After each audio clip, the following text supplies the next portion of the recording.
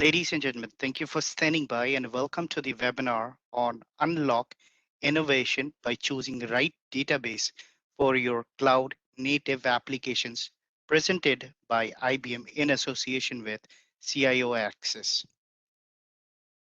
Respected speaker for today's webinar is Mr. Vibhuti Rath, Technical Architect, IBM India and South Asia. During the entire course of presentation, all participants' line will be in listen-only mode. During the session, if you have any question, please post your queries through the chat window and we will discuss the same during the question and answer session once the presentation is over. During the entire course of presentation, if you face any uninterrupted disruption, please be patient. We will take the necessary steps to restore the service immediately. So now, without any further delay, would like to hand over the proceedings to Mr. Rath. Mr. Rath, welcome to the program. You are now ready to begin.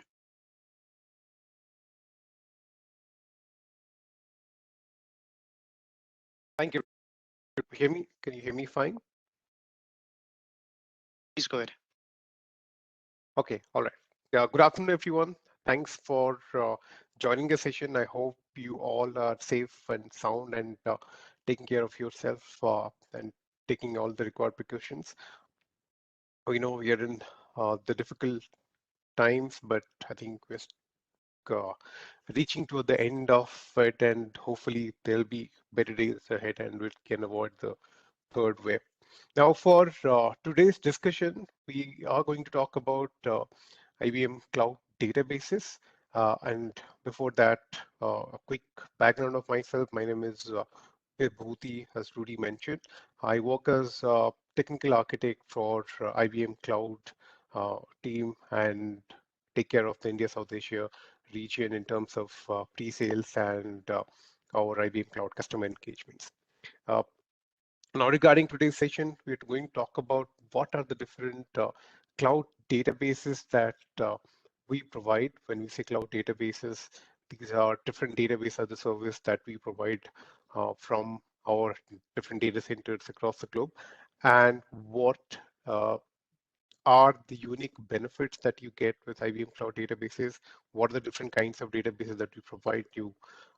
Have heard of relational databases, non-relational databases. There are caching databases. There are huge amount of databases that are currently available in the market when it comes to different types of databases. What we're going to talk about, what are the best databases that suits for cloud native workloads, and also what differentiates IBM Cloud databases from other databases that are available in the market in terms of database as a service. Now, quickly moving on to the discussion, when you look at IBM Cloud databases, the whole idea of putting those databases across there to make sure that we provide a database platform that is secure at the every level, not just at the database level, but secure at each and every place layer of the platform. Also, it has the flexibility to provide you a seamless options in terms of not just customization, also in terms of scalability and defining your own controls.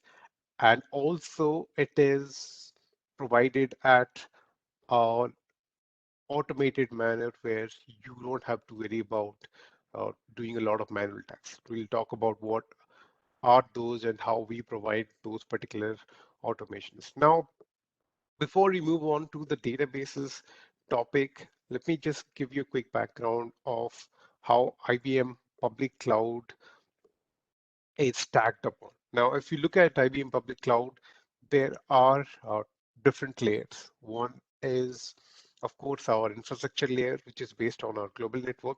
If you look at our global network, it is spread across more than 60 data centers across the globe, including multi-zone regions and single-zone regions.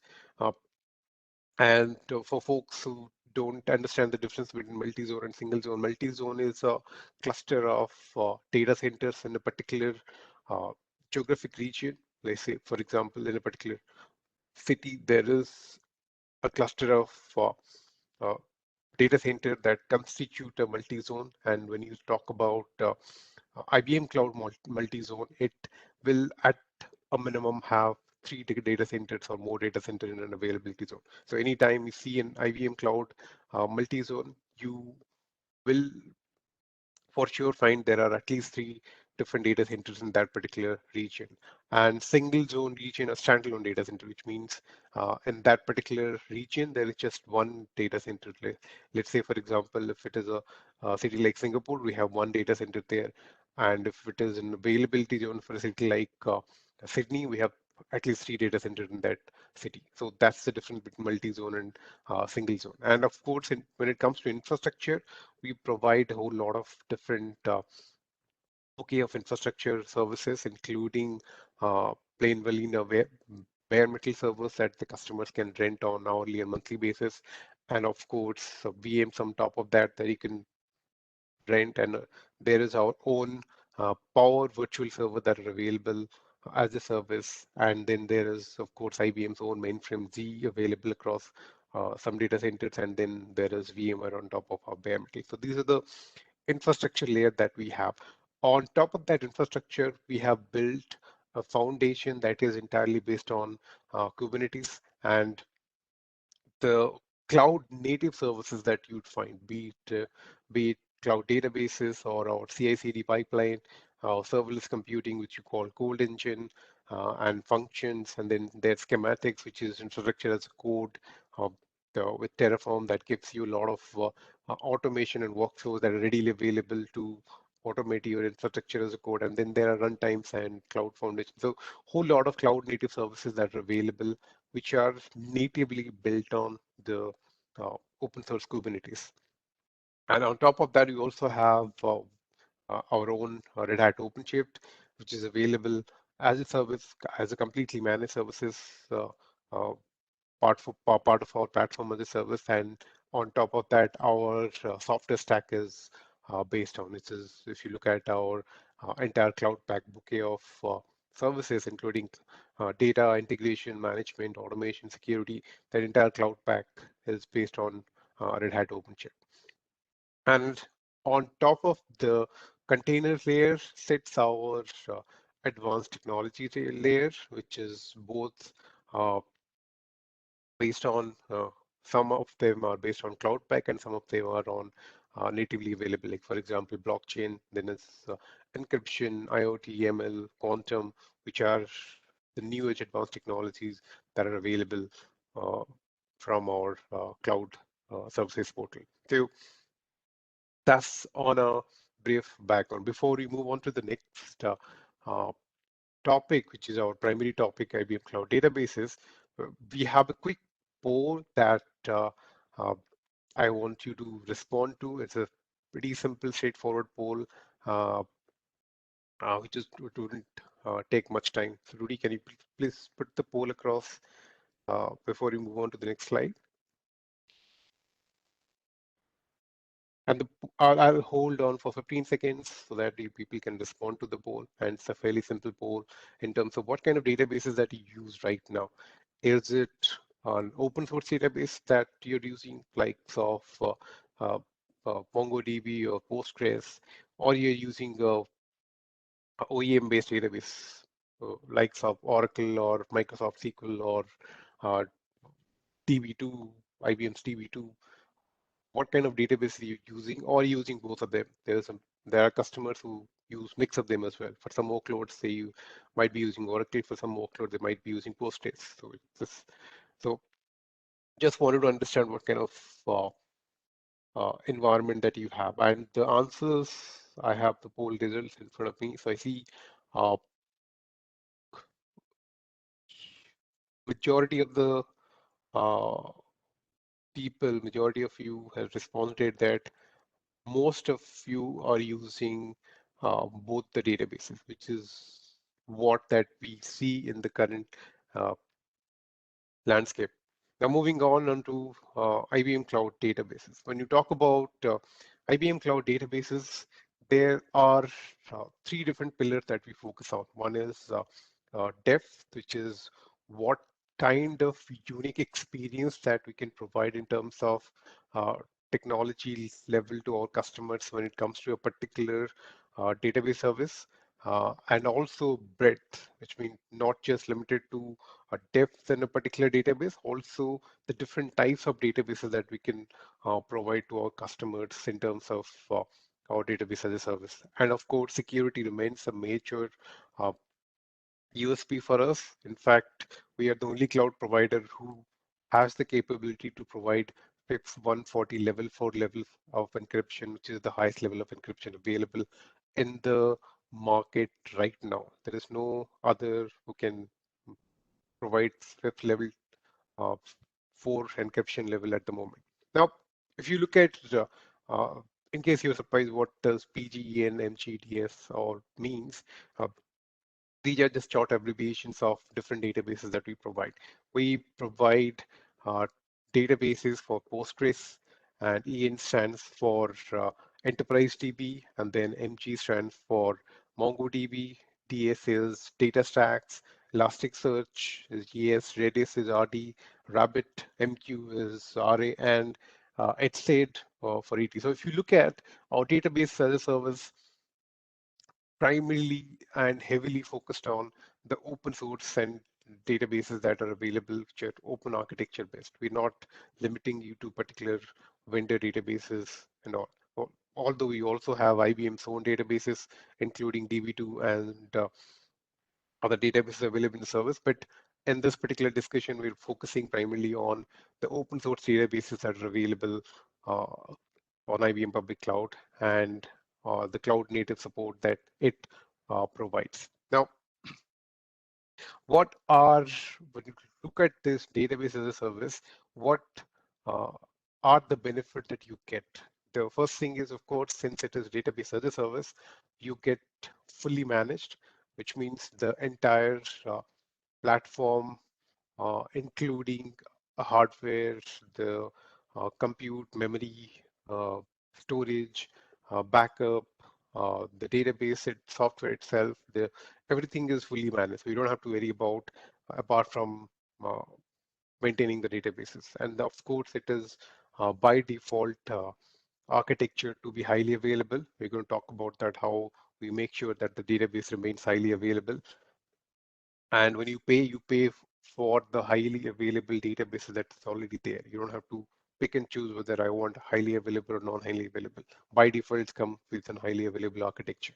And enterprise security, when you talk about enterprise security, we have our very well-known Z mainframe encryption framework, which we integrated with a lot of databases that we provide here, which provides FIPS 140 level 4 level of encryption, and also uh, open source compatibility is there by default because we've invested uh, heavily on open source, and also we keep on investing on open source heavily. That's why you see there are a whole lot of databases available uh, uh, which are open sourced, and auto scaling. So this is again another feature that gives customer an option to auto scale without even worrying about when my performance is increasing and without even worrying about when it is decreasing. So that is again another neat feature that we provide, which a lot of our customers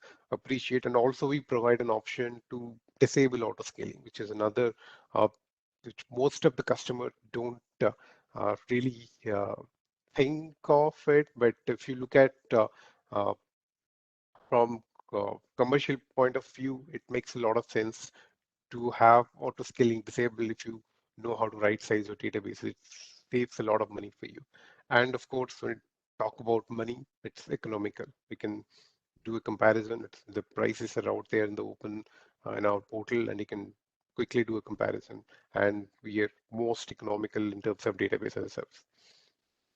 Now, moving on, what uh, we manage when it comes to database as a service on IBM Cloud. If you subscribe to a database as a service, be it Postgres or DataStax or MongoDB, what we manage and uh, what are the things that we don't manage. So if you look at in terms of database as a service, we take care up to the monitoring level, including backups, high availability, the database technology stack, security, networking, hardware, everything is managed by us. What the customer manages, what the customer takes control of is the data model and the database performance. So that's what the customer uh, focuses on, and that's what the customer takes the ownership on instead of worrying about rest of the things. Now, similarly, if you look at what are the client responsibility uh, in comparison to IBM's responsibility. So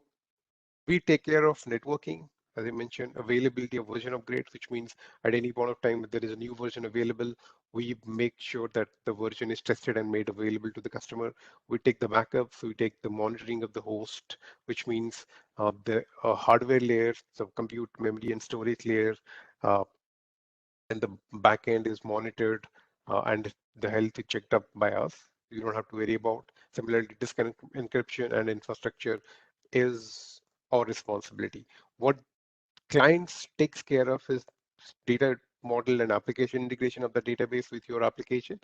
And if you're taking the key protect services, which I mentioned, the mainframe key protect service that we provide uh, powered by our Z platform, if you're taking that service with our databases, you take care of the keys because we don't have visibility to your keys in that particular service.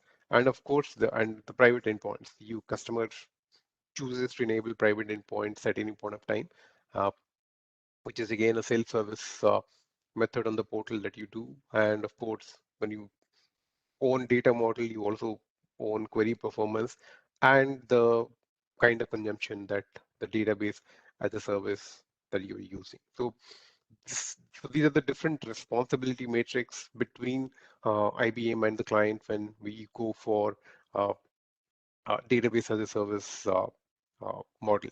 Now, let's talk about how do you provide high availability in terms of our database as a service. Now, if you look at this particular diagram, let me quickly move on to the next slide. Yeah.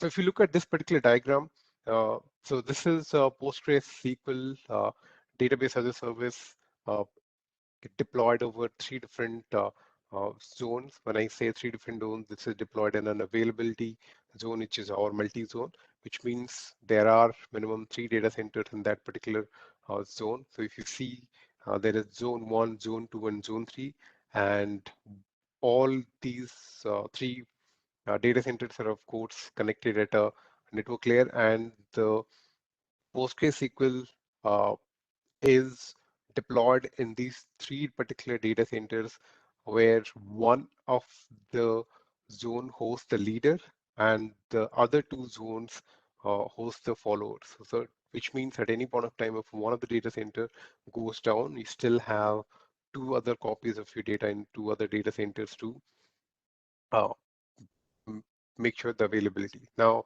if you look at the SLA that we commit on our databases, it is up to 99.99. So if you're deploying a database as a service on a multi-zone data center, you'd get 99.9% SLA. And if it is not in a multi-zone, of course, that SLA will come down because it's going to be a standalone data center deployment. And there also we provide 99.9% SLA, which means depending on the uh, data center region that you deploy, if it is in a multi-zone, it is 49 SLA. If it is in a single zone, it is 39 SLA. Now, we also take automatic backups. When you say who takes care of the backups, by default, we take backups and put it into a object storage, which is our IBM Cloud Object Storage.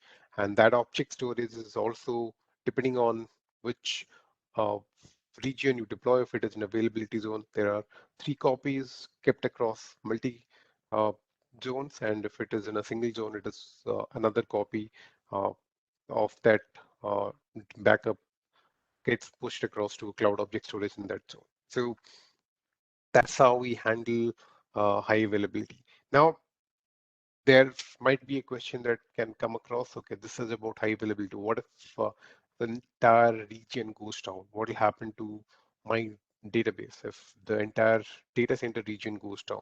So we provide an option called read replica. So what happens in read replica is you deploy your, let's say for this particular example, you also take PostgreSQL as an example. Now you deploy your PostgreSQL database as a service onto a particular region. Let's say region one. It is a multi-zone region where you have a leader and then there are followers. In case of read replica, what you can do is you can also create a read replica onto a different region. So here you can see I have in region one, I have a Postgres leader.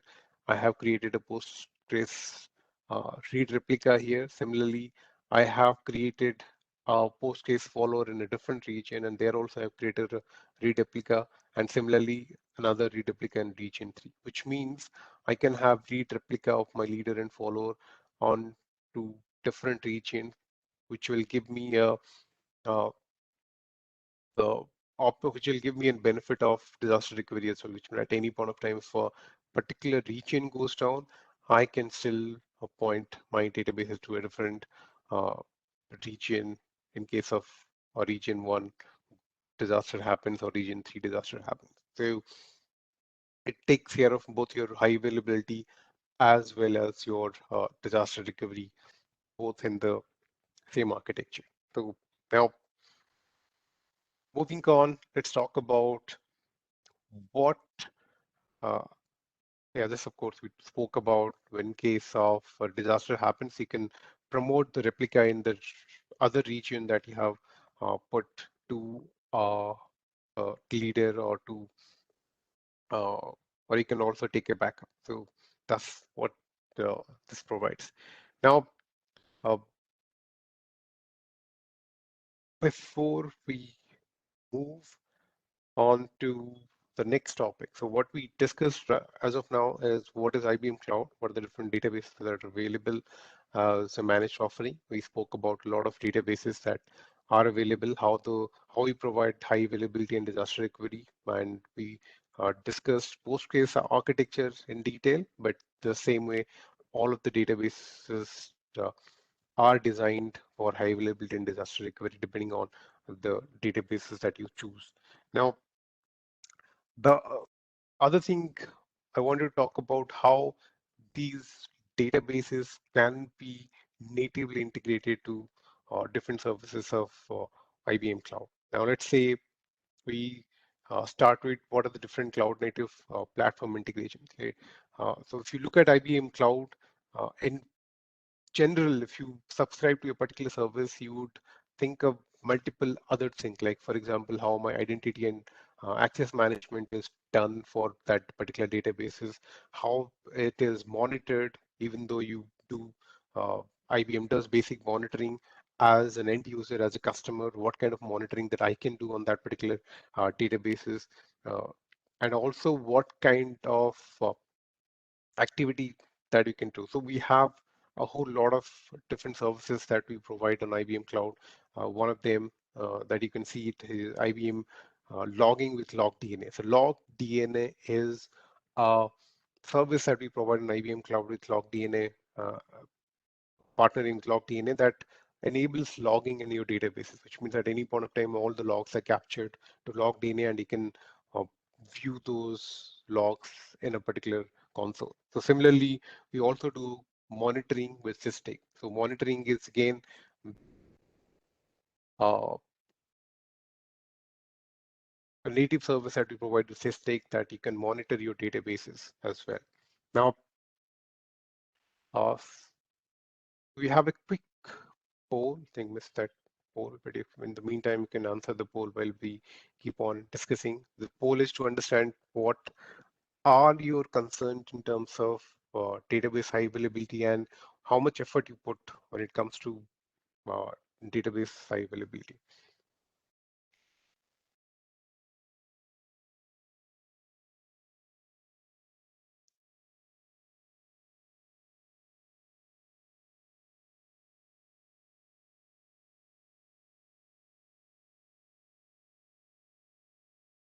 Okay, I see majority of the people talking about high availability is a concern for them, and that's all. That also we spoke about how we can automate the high availability and disaster recovery part when it comes to uh, talking about uh, PostgreSQL or data stacks.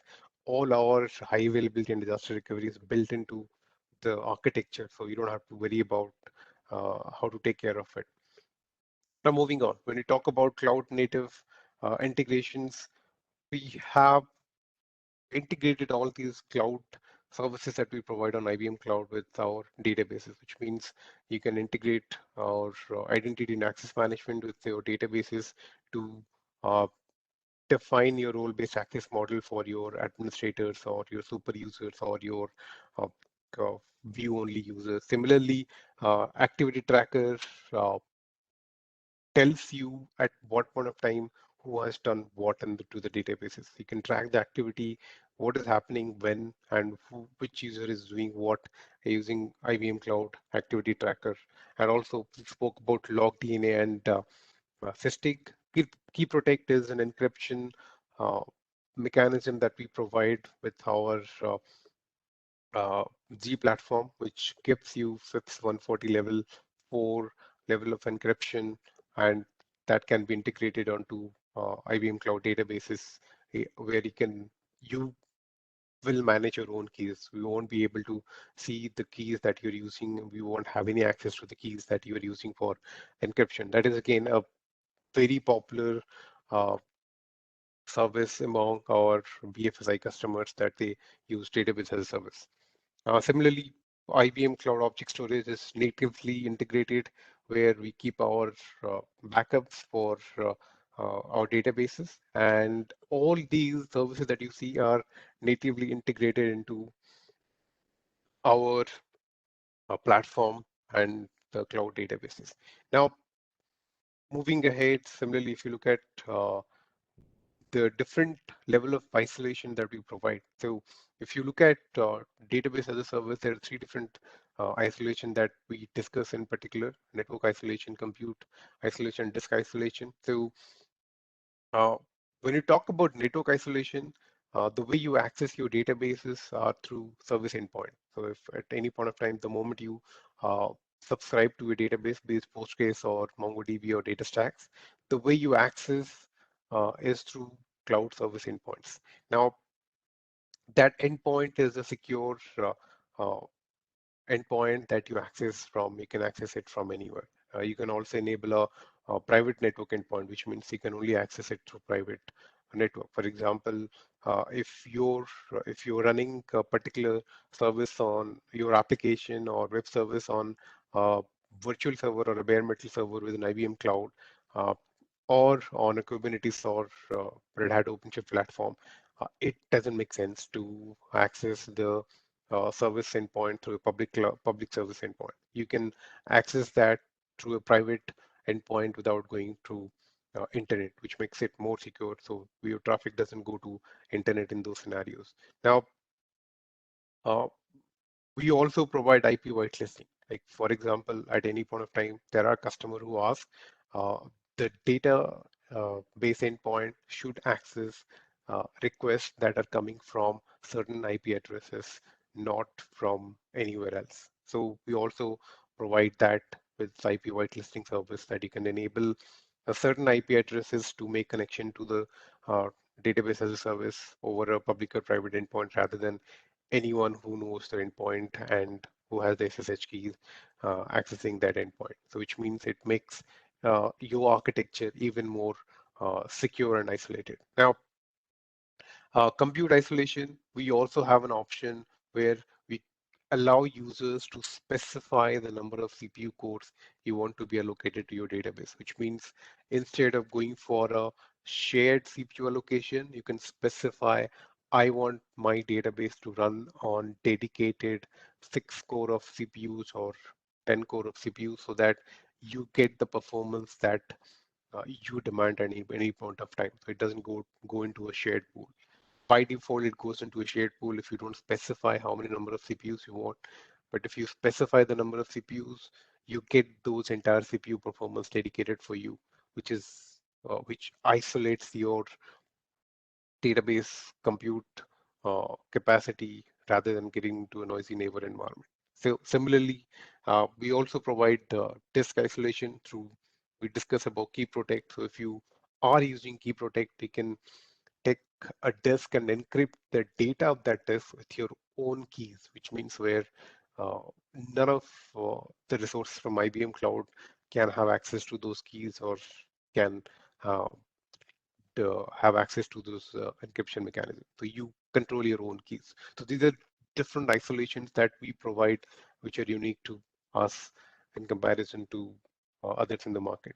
Now, talking about security, so if you look at IBM Cloud databases, these are compliant for GDPR, HIPAA, SOC 2, as well as ISO uh, natively. And then also we provide a lot of end user tooling that we discuss, like for example, bring your own keys, which brings the security encryption control entirely with the customer without depending on the cloud provider for encryption.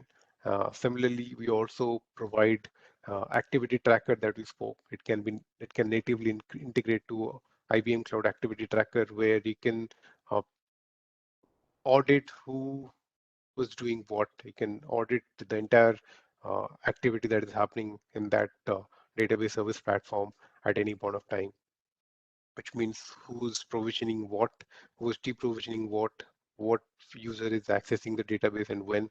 All those things can be done with Activity Tracker and can be natively integrated into IBM Cloud databases. Now, I think similarly, there are a lot of operational measures that we do regular system vulnerability scanning. Uh, by default, you don't have to worry about that. There's a data center level DDoS that we do, and then uh, automated logged audited system access control policies that we have for all those databases, which is standard across any database service that you uh, look into. Now, uh, before we move on to the next topic, so what we'll do is take we'll take two different database examples, uh, and then we'll talk about how uh, we partner with these particular databases and what benefit and differentiators these uh, provide. So the first one we want to talk about is cloud databases for EDB. So uh, EDB is a PostgreSQL based databases. It is based on Postgres, but it also provides a whole lot of other things than Postgres. We call it Oracle Takeout because it provides native OCP support, which means you can migrate your Oracle workloads to EDB workloads. Now, before we move on to discuss about this in detail, I have a quick poll for you, which is going to which going which is a fairly simple question. Uh, do you currently use EDB database in your environment? Uh, if it is yes, then respond it yes. If it is no, no. But if you're planning to use EDB in future, uh, just click on C, because there are a lot of customers who are running Oracle and trying to move to EDB because it gives them cloud native support, as well as it gives them a whole lot of other option in terms of scalability and flexibility. Now we'll wait for a couple of seconds for the poll to be responded, and then we'll move on to discuss about EDB in detail. Now, if I look at, it's a fairly split result is what I see.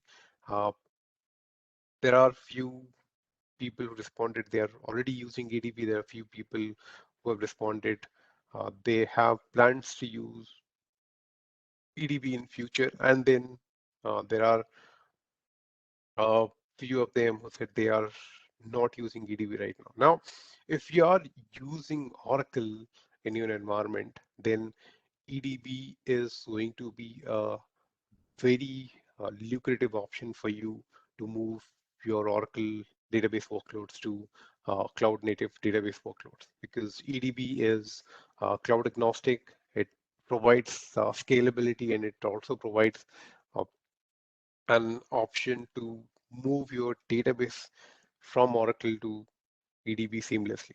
Now, uh, the target customers for EDB are uh, Oracle developers, Oracle applications, and if you are looking at lower cost databases that provides you the scalability that a cloud database provides and the agility that uh, you may or may not get with uh, Oracle. This is again completely supported by Enterprise TV, and Enterprise TV helps you also in migrating your Oracle databases to Enterprise EDB databases in case if you want that, and it completely supports PLSQL language and as well as it has OCI interoperability, which means you can replicate your data to and fro uh, from Oracle to EDB and vice versa for easy data sharing, which is another huge advantage that you get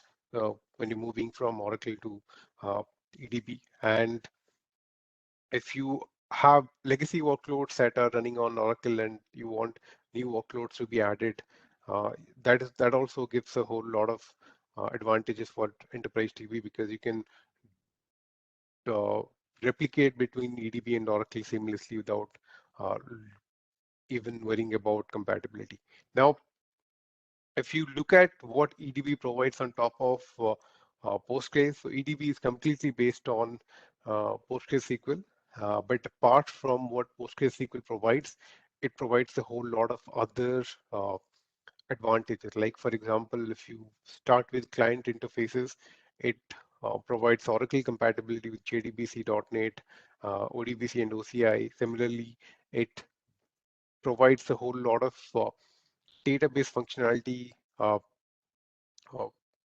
features. For example, if you look at apart from supporting PLSQL and data wrappers, it also supports Perl, Python, and TCL on top of that, which you don't get in PostgreSQL. And similarly, a lot of other DBA utilities. For example, whether it is PL/SQL debugger or a profiler that you don't get in PostgreSQL, get it here.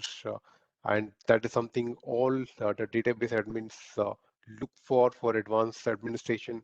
And similarly, it also provides a lot of extension and security feature that you don't get in PostgreSQL. So EDB is slowly becoming a very huge use case for customers running Oracle architecture. We have a whole lot of customers that have moved or in the process of moving from Oracle to EDB. And similarly, there are a lot of security enhancements that you see in comparison to uh, PostgreSQL. So you can do advanced level account management with EDB. You can do a lot of SQL injection protection with EDB that you normally don't get to do with normal PL SQL databases. And also you can isolate your databases, which means you can create a virtual private database with uh, enterprise TV. And then there are a lot of database level security. For example, whether it is enabling row level security or uh, providing column level permissions that you can uh, manipulate those level of permissions when enterprise DB that you don't normally get in PostgreSQL. So this is why enterprise DB is becoming popular, and we have partnered with enterprise DB to provide enterprise DB as a service on IBM Cloud, where you get the similar level of uh, availability, which is our 4.9 level of SLA, and the high availability architecture that we discussed for PostgreSQL, same level of high availability architecture we enabled for enterprise TB, which means you can have a leader in one of the zone and two followers in uh, other two zones by default. So your HA has been taken care of. And then also there is point in time recovery because we manage backups automatically, so you can provide point in time recovery at any point of time for last 30 days.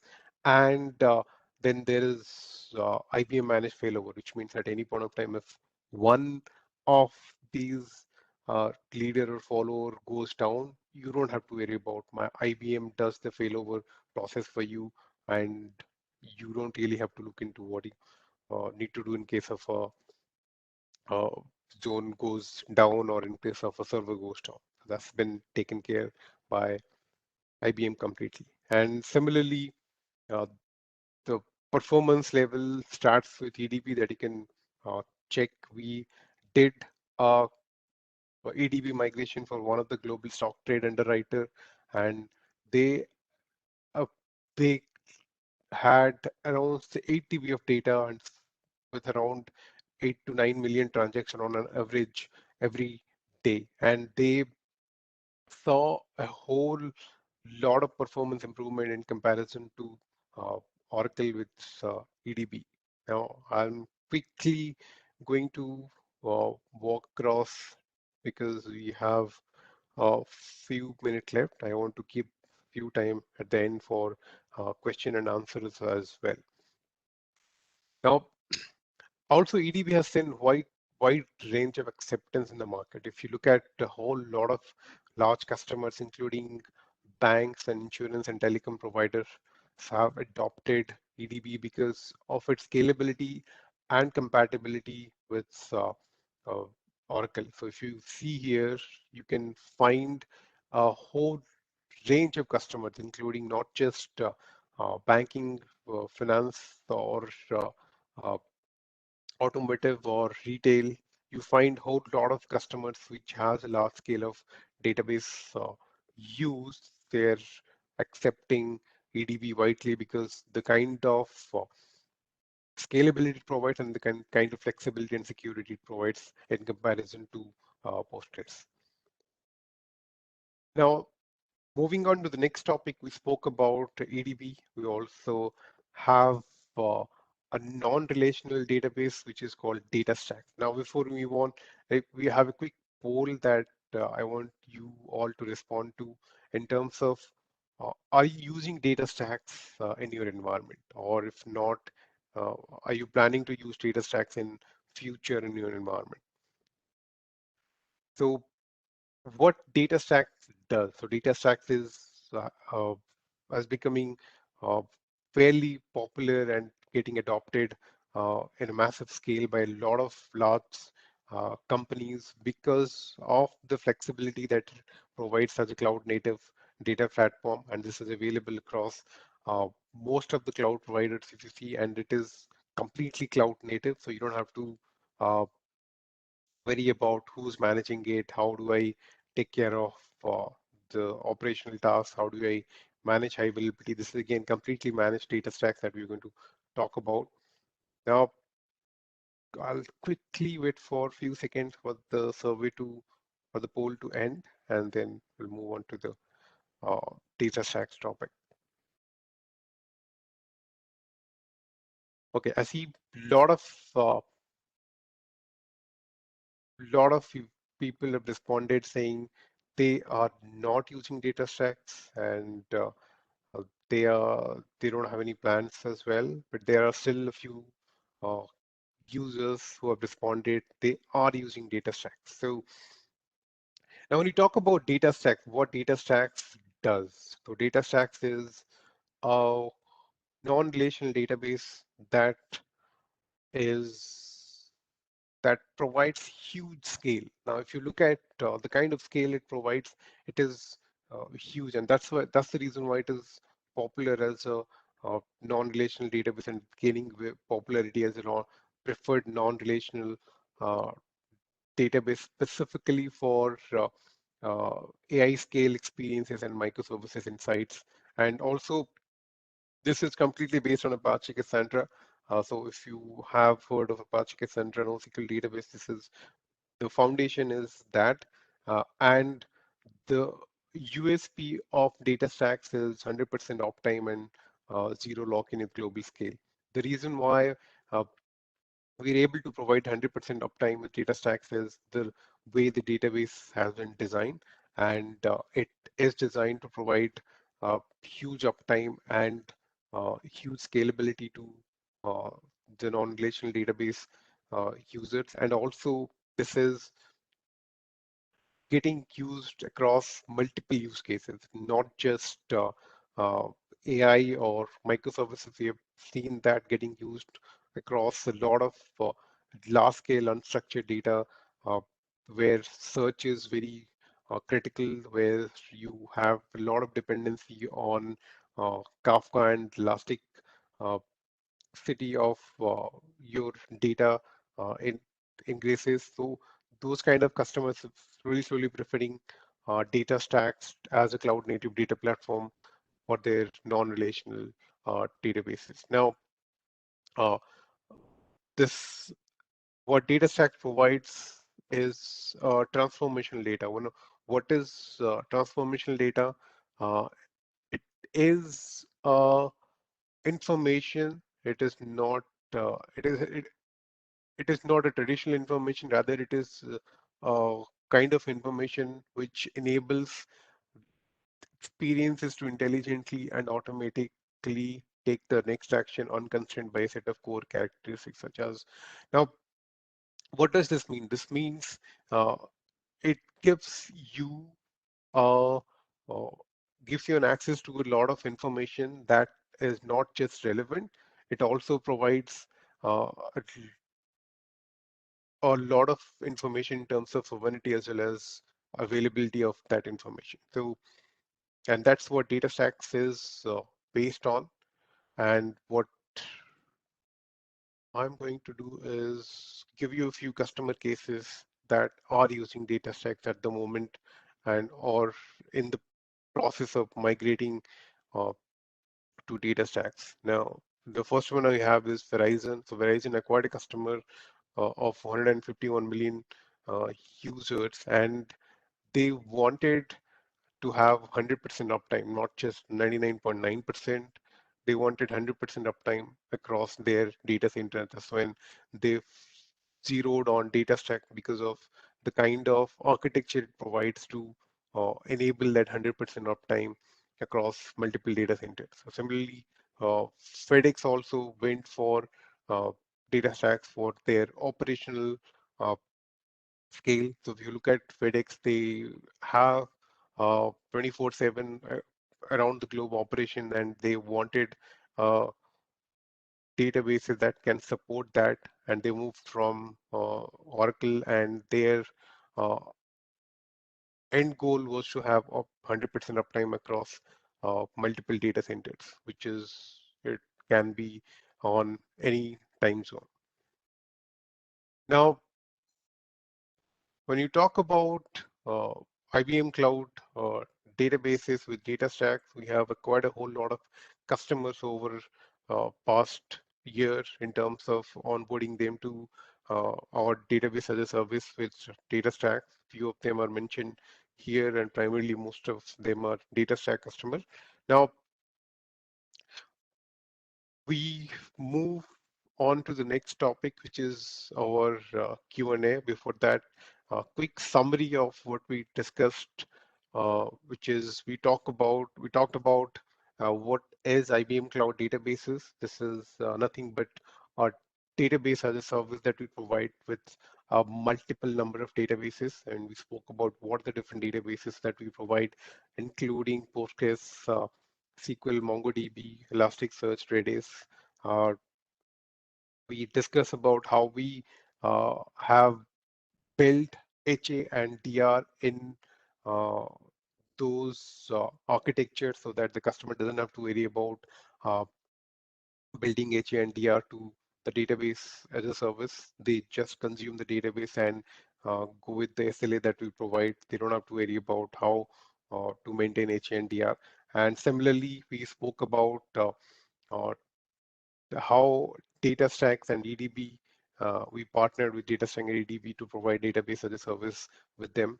And we also discussed about what are the different benefits and integrations that we do with cloud native. For example, how do we integrate with encryption? How do we integrate with cloud monitoring and cloud activity tracker? Also, how do we integrate with cloud object storage for backup? So these are the different highlights that I want you to go with. If you are currently in the process of adopting any database as a service, do reach out to us. If you are in the process of migrating from Oracle to EDB, do let us know. We can help you out with that in terms of how do you want to migrate. And also, if you are in the process of adopting any relational or non-relational cloud native databases, feel free to reach out to us for we can help you out in terms of what is the best database that is available for your workload. Uh, with that, let's take some questions. What and what kind of feedbacks we have. Let me just going through the Q&A Thank you, window. Mr. Rath. Thank you, Mr. Rath. With that said, I would like to request each and every individual, if you wish to ask any questions to the relative of the subject of the webinar, requesting to please post your queries on the chat appearing on the right hand side of your WebEx console. Repeating and requesting to all the respected individuals who have joined the webinar. If you wish to ask any questions to the respected speakers, you are requested to post your queries on the chat appearing on the right hand side of your WebEx console. With that said, Mr. Rath, there are a couple of questions in the queue. The first question is coming up from Mr. Pradeep Dadwal, and the question reads out as, hi, in case of disaster, what is the RTO and RPO for replica retrieval? Can you repeat the question? Is it in the chat window? Sure, sir. Hi, in case of disaster, what is the RTO and RPO for replica interval? Okay, so I see the question. In case of disaster, what is the RTO and RPO for replica retrieval? So it depends. So it depends on what region that you choose to keep the read replica on. If it is near data center, you'll get a better RTO, RPO. If it is a data center that is far, you'll get a uh, lesser RPO, RTO. So it again completely depends on uh, which data center that you choose and how far it is from the primary region. So if you need to have a very tight RPO, RTO, what we recommend is you keep the data center within region. For example, if you are choosing a data center within the US region, uh, you would suggest you keep, let's say Dallas is a region where you have your primary database as a service running. Keep a read replica somewhere in near to Dallas, maybe New Jersey or somewhere in California region, so that gives you a better RPO RTO. So if you keep the database read replica and data center all the way across like London or Sydney or Singapore, it is obviously going to give you a higher RPO RTO. Thank you so much, Mr. Rath. With that said, moving up to the next question from the respected participant. The next question is coming up from LinkSmart002, and the question reads out as, we use MySQL over AWS and just to do instance backup and not DB backup. Our scale is moderate being startup. What benefit I can realize by migrating to IBM Cloud with cloud? Should we wait till our scale becomes bigger? Okay, so that's an interesting question. When you talk about MySQL, we recently announced MySQL availability. So MySQL is going to be available. In fact, it's going to be available from US data centers. Now, when you talk about backup, the way we backup is we take the entire database snapshot backup. We don't take instance level backup because it is database as a service. You don't have to worry about instance level backup. What you have to worry about is backup of that particular database. So at any point of time, if something happens to your database, you can go fall back to a point in time backup that you've taken. So we provide uh, that particular service. So instance is not really bothered about because since it runs on Kubernetes uh, as a platform, our entire database stack runs on a Kubernetes platform. So at any point of time, we're not dependent on the instance level. We're not dependent on the uh, compute layer for backup. With the way we backup is we back up the entire database and put it onto object storage. So next time you restore from that point in time. So that's the benefit you would get. You will not worry about the instance level because that layer becomes irrelevant in our case since we run it on a container platform. Thank you so much, Mr. Rath. The next question is coming up from Ms. Radhakrishnan Megavanshi, and the question reads out as, which of your database is equally CEPH?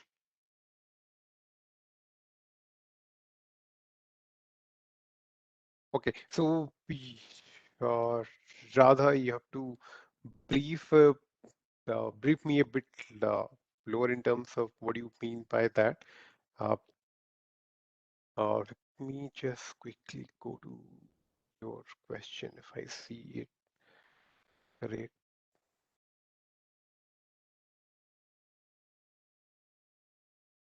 Okay, I don't see your question, but if you're looking at a Ceph label database, you can go with uh, either DataStack because the DataStack also does Ceph level database for us. And if you have any question, feel free to reach out because I would need to understand the question in detail. So I'll put my email address on the chat window in case you want to reach out to me directly.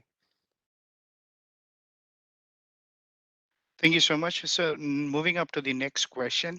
The next question reads out as, who manages backup for databases?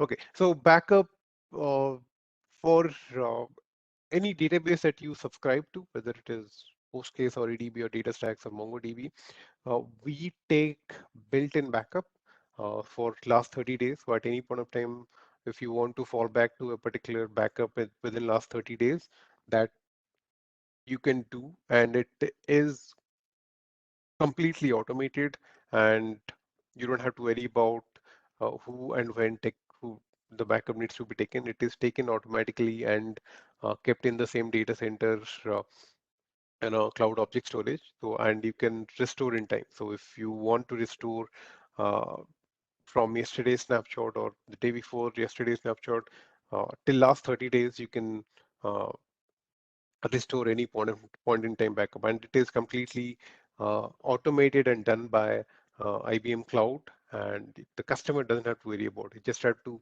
enable backup. Once you enable backup every day, every time an instance, we take the backup regularly. Thank you so much, Mr. Rath. And the next question is coming up from Bangalore Prasad. And the question reads out as, does IBM is having DCs in India? Yes, we do have data center in India. We have in the nearest one available is in Chennai. So you all the database as a service that you have seen that we mentioned, including Postgres, DataStax, EDB, MongoDB, Elasticsearch, all those databases are available to be consumed from our Chennai data center. Thank you so much. There are no further questions at this point of time. Turning the program back to you for your closing comments, sir. Okay, so I thank each and every participant for your time for joining the session. As I mentioned, if you are in the process of adopting any cloud native database or planning to migrate to a cloud native database, or if you want uh, any help or any information on what kind of databases that we provide and the ones that we discussed, we also provide a whole lot of other databases like IBM's DB2, which is our own, and all those details, you feel free to reach out to me. You have my email address. I will chat my email address on the chat window as well. And do ping me. Either you can message me on LinkedIn as well, whichever you feel comfortable with. Let us know how we can help you so that we can uh, help you adopt the right kind of databases that is best fits for you. Thank you so much, Mr. Rath. With that said, we come to on the end of the session. I would like to put a vote of thanks to all the participants who have joined the session, along with the panelist members and the respected speakers. Thank you for your time. Wish you all have a great day ahead and requesting to please stay safe. Thank you so much.